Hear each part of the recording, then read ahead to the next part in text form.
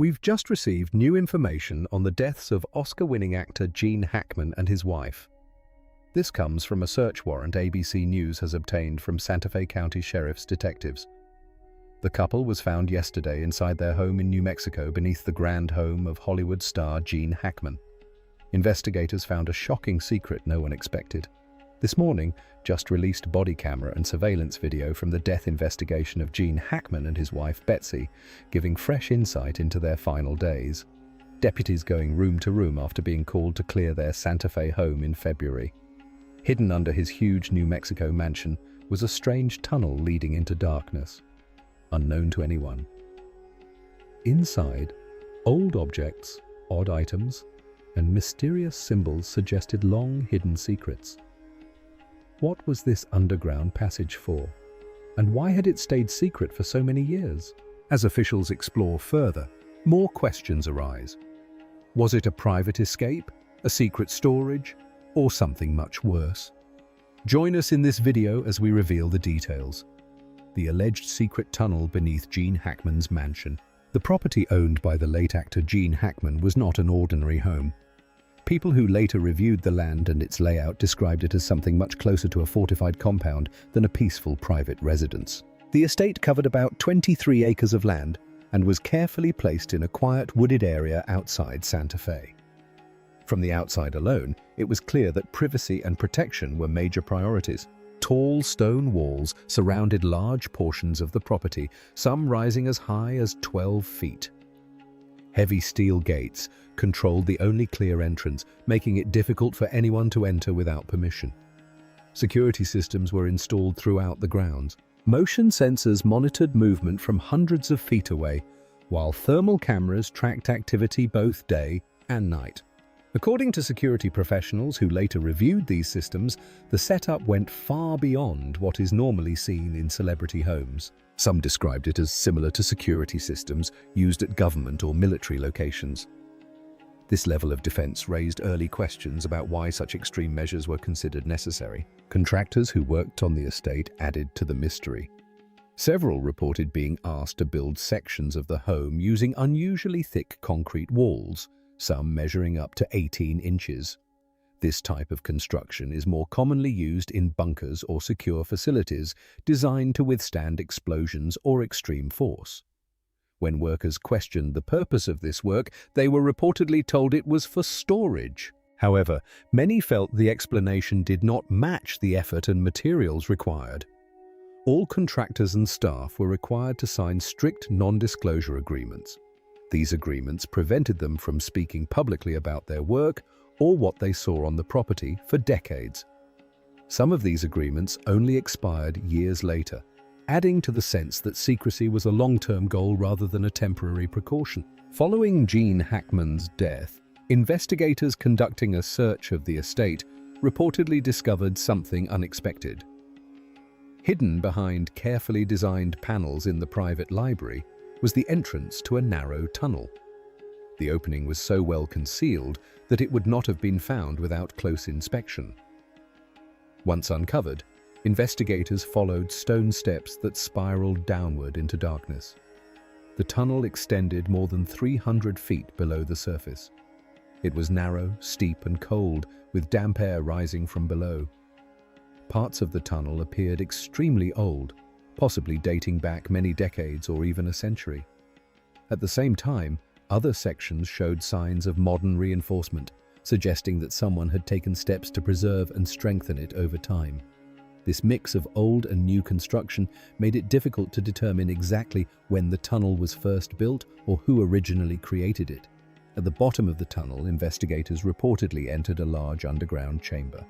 The room was wide and open with arched ceilings and stone walls that reflected older architectural styles. Some historians noted that the design resembled structures built in the late 1800s, particularly those connected to mining operations in the region. This supported records suggesting the land had been used for mining long before Hackman owned it. Inside the chamber, wooden crates were stacked along the walls. A total of 47 crates were reportedly documented. Many had decayed over time with broken wood and faded markings. Their condition suggested they had been stored there for many years without disturbance. When investigators examined the contents, they found items that raised immediate concern and confusion. Among the materials was a leather-bound ledger dated 1947. The writing inside was entirely in German and included names, dates, and financial figures. There were also old photographs, yellowed with age, showing people in uniforms that did not clearly match any known military organization. Some images appeared to show meetings in dark rooms, while others showed unfamiliar locations. In several photographs, faces or names had been deliberately scratched out, as if someone wanted to erase identities completely. These findings alone were enough to shift the focus of the investigation. However, they were only part of what made the underground chamber so troubling. The walls themselves appeared to tell another story, one that investigators were not prepared to fully explain. If the tunnel and the artifacts already raised so many questions, what happens when investigators look closer at the walls themselves and come face to face with a sealed iron door that was never meant to be opened? Let's find out. Symbols, the sealed door, and the questions that remain. As investigators continued documenting the underground chamber, they noticed that the stone walls were covered in carved symbols. There were hundreds of these markings spread across the surface of the chamber. According to forensic specialists, the symbols did not match any known language, alphabet, or writing system. This immediately ruled out simple explanations such as graffiti or personal notes left by a previous owner. Some of the symbols looked similar to ancient alchemical signs once used in medieval Europe. Others appeared more technical, resembling blueprints or diagrams for machines. A few matched the general shape of astronomical charts, but the star patterns did not align with any known date or configuration recorded in modern astronomy. This made it difficult to place the symbols within any recognized historical or scientific framework. Experts offered several theories. One possibility was that the symbols were created by someone with an interest in the occult or secret knowledge. Another theory suggested the markings were part of a coded system designed to be understood only by someone with specific knowledge or a key. There were also more extreme ideas proposed by outside researchers who believed the symbols could represent information meant to stay hidden, passed down through generations. The most disturbing discovery, however, was still waiting at the far end of the chamber. Behind stacks of decaying crates, investigators reportedly found a massive iron door. The door stood about 8 feet tall and was several inches thick. Its surface was heavily rusted, suggesting it had not been touched in decades. Unlike most doors, it had no visible handle. Instead, it featured a heavy locking mechanism that appeared designed to keep whatever lay beyond it permanently sealed. Authorities have refused to comment on what, if anything, exists behind the door. There has been no public confirmation that it was ever opened. This silence has only added to speculation. Some believe the door leads to another chamber, possibly larger and even more secure. Others suggest it connects to a wider underground network, possibly linked to Cold War-era structures or forgotten military installations. Investigators also raised concerns about what they observed inside the main house. Furniture appeared to have been moved recently, leaving impressions in carpets and scuff marks on floors. Documents in Hackman's study looked as though they had been searched through and rearranged. These signs of activity did not match expectations based on the reported health and mobility of the couple. These details raised questions about whether someone else had been inside the house during the weeks leading up to the discovery of the bodies. Some theories suggest an outside party may have been searching for something specific. Others believe Hackman himself may have been organizing or hiding items in his final days. The timing of the deaths has also remained a major point of concern. Betsy Arakawa reportedly died weeks before Gene Hackman, yet her body was not discovered until much later. Hackman himself died sometime after, alone in the home. This gap in time has led to ongoing debate about what may have happened during those weeks. Did Hackman spend time in the underground chamber? Did he uncover something that caused fear or stress? Or was the tunnel used by someone else entirely? Despite these unanswered questions, Officials have continued to state that the deaths were due to natural causes. At the same time, forensic teams are said to be analyzing the materials recovered from the underground chamber. The lack of clear answers has allowed speculation to grow, fueled by the unusual nature of the discoveries and the silence surrounding them. What remains certain is that the estate held more than anyone expected. Beneath the quiet home and its heavy security lay a hidden structure filled with unanswered questions. Until officials choose to speak openly, the tunnel, the symbols, and the sealed door will continue to raise doubts and theories, leaving the full truth buried deep beneath the ground. If what lay beneath the estate raised disturbing questions, what do the voices from outside the walls reveal about the long trail of secrecy, strange visitors, and people who seem to disappear without a trace? Stay tuned for more. Whispers from the outside, neighbors, vanishing workers, and a cold trail. Investigators examining the events surrounding the estate began to notice that some of the most unsettling details did not come from underground discoveries, but from the people who lived and worked nearby. Long before the deaths drew national attention, neighbors had quietly sensed that something about the property felt different.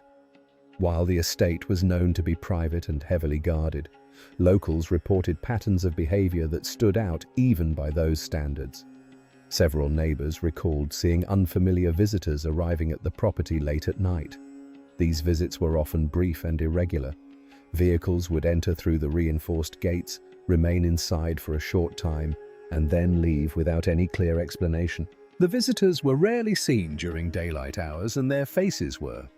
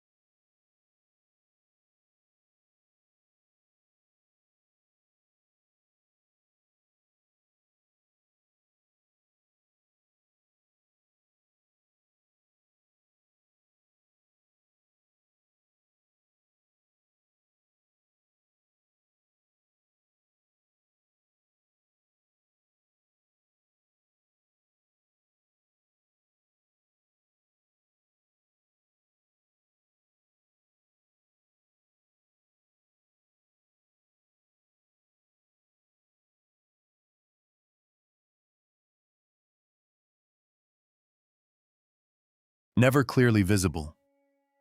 According to nearby residents, these visits did not follow any predictable schedule and continued over many years. While some initially assumed the activity was related to business or personal guests, the frequency and secrecy caused growing unease. In addition to these visits, neighbors described hearing strange mechanical sounds coming from beneath the ground. These noises were not constant, but occurred at odd hours, often late at night or early in the morning. Some compared the sounds to heavy machinery operating underground, while others described low, rumbling vibrations that could be felt through the soil. The noises were unusual enough that a few residents discussed them among themselves, though no one ever reported them formally. Over time, the sounds became part of the local folklore surrounding the estate. Equally troubling were the stories connected to people who once worked on or around the property. Investigators attempting to trace former staff members, contractors, and laborers encountered repeated dead ends. Some individuals who had reportedly worked on construction projects decades earlier could not be located through public records. Others appeared to have left no clear employment history after their time at the estate. Phone numbers no longer worked. Addresses led nowhere. And in some cases, names failed to appear in any searchable databases. This pattern raised concerns because it was not limited to one or two individuals. Multiple workers from different periods seem to have vanished from traceable public life. While it is possible that some changed careers, moved abroad, or chose private lives, the sheer number of untraceable individuals connected to a single property stood out to investigators. The lack of documentation made it impossible to confirm their current status, or even verify basic details about their lives after leaving the estate. Former neighbors also recalled that some workers left suddenly without explanation. They remembered seeing staff members present for months or years, only to disappear without farewell or replacement. In a few cases, neighbors remembered asking about familiar workers and being told they had moved on without any further details. Over time, these quiet departures added to the sense that the estate operated under rules very different from those of ordinary households. Investigators noted that this atmosphere of secrecy was reinforced by strict confidentiality agreements. Workers and staff were reportedly required to sign legal documents, preventing them from speaking about their work for long periods of time. While non-disclosure agreements are not unusual for wealthy property owners, the length and severity described by some sources were considered extreme. These agreements may explain why some individuals were reluctant to come forward even years later. Despite these troubling patterns, no direct evidence has been presented to confirm wrongdoing connected to the missing workers or strange activity. Authorities have emphasized that speculation alone is not proof. However, the inability to locate multiple individuals tied to the property has complicated efforts to fully reconstruct its history. Without first-hand accounts, investigators are left relying on fragments of information and second-hand reports. At the same time, official findings regarding the deaths themselves remained unchanged. Medical examiners concluded that Gene Hackman died from hypertensive and atherosclerotic cardiovascular disease with Alzheimer's disease listed as a significant contributing factor. Investigators also confirmed that no major gas leaks or carbon monoxide exposure were detected inside the home. These conclusions supported the official position that the deaths were due to natural causes.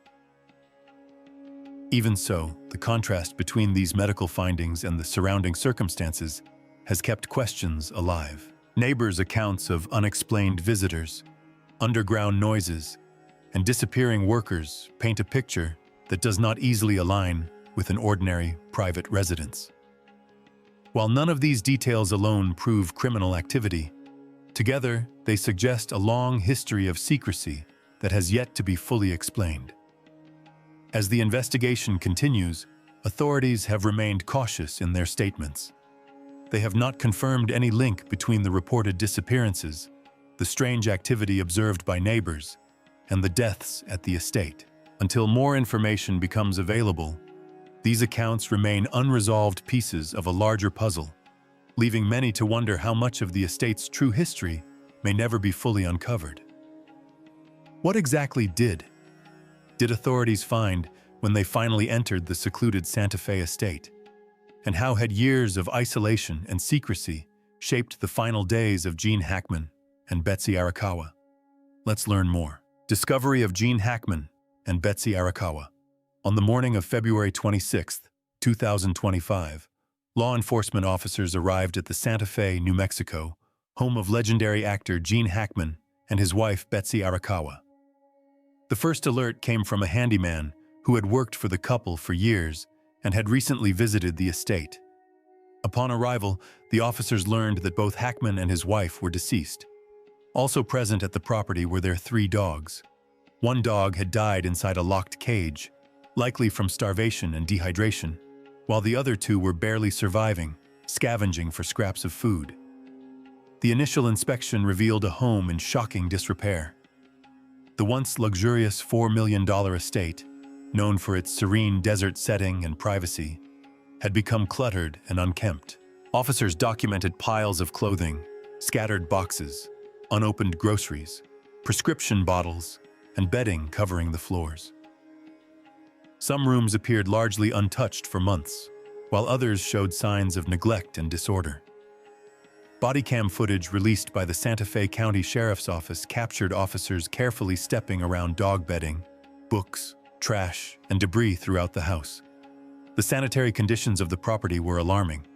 In one bathroom, uncleaned feces and urine had been left in the toilet for days. A bedroom contained a blood-stained pillow, while other areas of the home were scattered with half-eaten food, dog bedding, and expired groceries left to rot. The exterior of the estate also presented problems. Animal control specialists noted that parts of the compound had become a breeding ground for rodents. Dead rodents and nests were found in outbuildings. Officials clarified that the main home was not fully overrun by pests, but the conditions highlighted a serious risk to the couple's health. Betsy Arakawa, aged 64, had become ill first. Her death was attributed to Havirus pulmonary syndrome, HPS, a rare but deadly disease carried by rodents. Laboratory tests confirmed the presence of the virus. Prior to her passing, Arakawa had contacted her doctor regarding her husband's health, noting that Hackman had felt unwell. She had also searched online for oxygen canisters, likely suspecting a simple respiratory illness. These actions suggest she tried to manage the situation quietly before the illness became fatal. Gene Hackman, aged 95, suffered from advanced Alzheimer's disease. This condition likely left him unaware of his wife's death. Observations from authorities suggest Hackman may have continued his daily routine, eating meals, sitting near her, or moving about the house without realizing the severity of the situation. Hackman later died of hypertensive and atherosclerotic cardiovascular disease, with Alzheimer's disease listed as a significant contributing factor.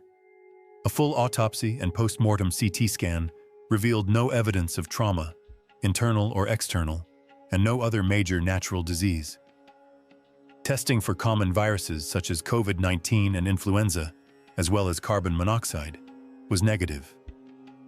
Investigators estimated that the couple had been deceased for approximately 9 days before they were discovered. Hackman's disorientation due to Alzheimer's likely compounded the effects of isolation and contributed to the tragic timeline. The scene inside the home painted a stark picture of two elderly individuals living in near total seclusion without outside help or oversight.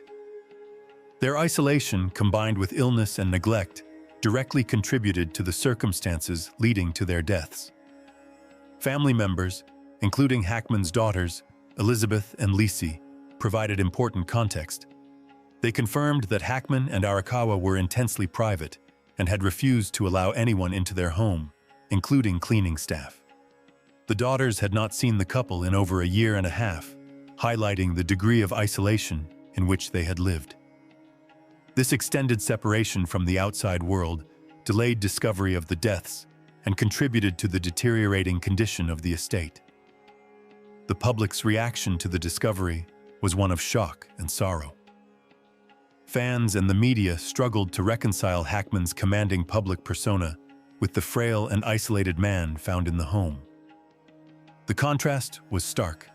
A once vibrant actor known for his strength and control on screen, reduced in private life to vulnerability, confusion, and solitude. In conclusion, the deaths of Gene Hackman and Betsy Arakawa illustrate the risks associated with prolonged isolation, illness, and advanced age.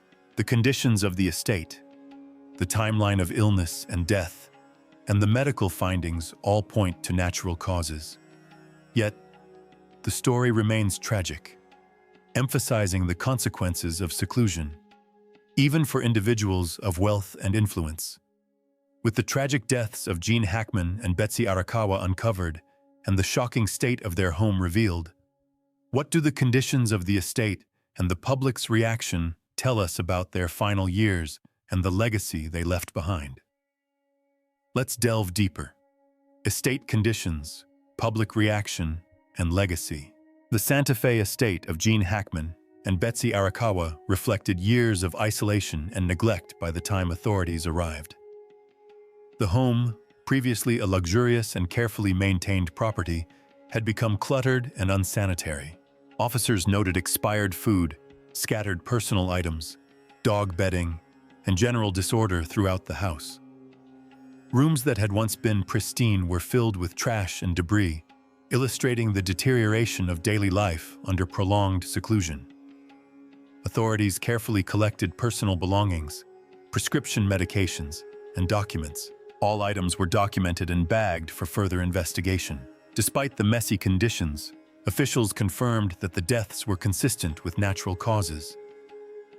Betts's death was due to Hunter virus pulmonary syndrome contracted from rodent droppings, while Hackman's death resulted from cardiovascular disease with Alzheimer's as a contributing factor. The property's conditions, while disturbing, did not suggest foul play. Testing confirmed the absence of harmful substances such as carbon monoxide, and no signs of trauma were found during autopsies. Family members offered insight into the couple's behavior and lifestyle.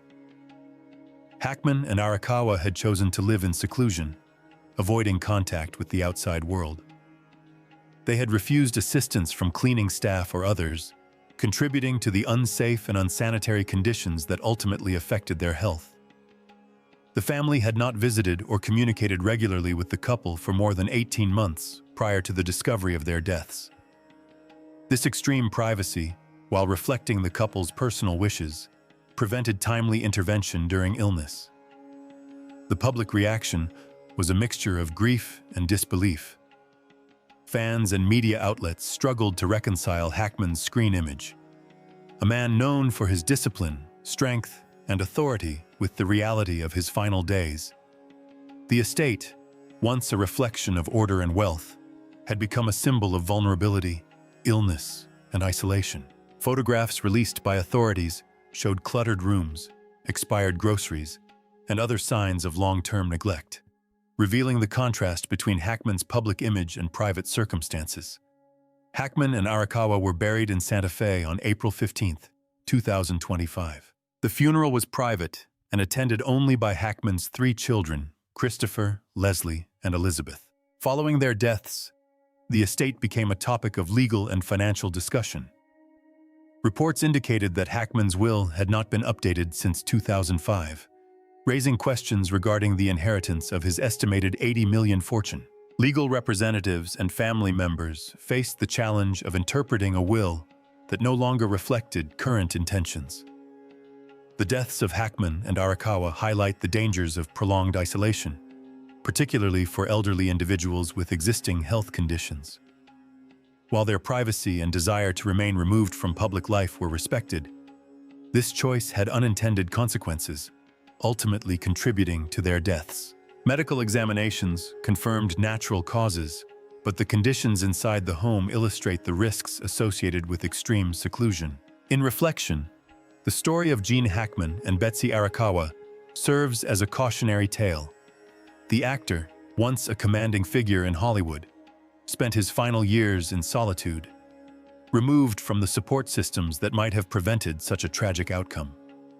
Their deaths reveal the vulnerability of individuals who choose privacy over contact with the outside world. Beyond the personal tragedy, the estate and its condition illustrate how even wealth and prominence cannot protect against the natural consequences of isolation and illness. This case also demonstrates the importance of family and community oversight for elderly individuals living alone or in seclusion. While Hackman's life was marked by independence and privacy, it ultimately lacked the necessary support to maintain safety and health in advanced age. Investigators and authorities confirmed the facts of the case. But the human story behind it remains one of loneliness, neglect, and quiet tragedy, reminding the public that even those who appear strong and in control can be vulnerable in private life. While the shocking circumstances surrounding Gene Hackman's death raised questions of mystery and danger, one cannot forget the life that led him here. What experiences, choices, and talents shaped the man behind the legend? Let's take a closer look. The life, career, and legacy of Gene Hackman. Gene Hackman, born in 1930 in San Bernardino County, California, was one of the most respected and versatile actors in Hollywood. He started his career on stage at the Pasadena Playhouse in California during the 1950s. At first, he played small roles in plays, but he worked hard and learned his craft. From the stage, he moved to television and then into movies. Over time, he built a reputation as a skilled actor who could play many different kinds of characters. Hackman became widely known after his performance in the 1967 film Bonnie and Clyde. This role earned him his first nomination for an Academy Award. Throughout his career, Hackman was nominated for 5 Academy Awards. He won 2 of them. In 1972, he won the Oscar for Best Actor for his role in The French Connection. Later in 1992, he won Best Supporting Actor for his role in Unforgiven. Hackman was known for taking on a wide variety of characters. He played the villain Lex Luthor in the Superman film series, a basketball coach in Who's Presidents, Military Leaders, and a submarine captain in Crimson Tide. He also had a talent for comedy as seen in The Birdcage and The Royal Tenenbaums. Hackman retired from acting in 2004. By that time, he had acted in 79 movies over 5 decades. His long career showed both his skill and his dedication. Hackman, after he was discharged, he used the GI Bill to study journalism and television production. Hackman married twice and had 3 children. His personal experiences, including his early struggles and military service, shaped him and often influenced the characters he portrayed on screen. Throughout his career, Hackman was highly respected by his peers. Many admired his dedication and the authenticity he brought to every role. Clint Eastwood commented that Hackman never gave a false note, no matter how small the role or how large the film.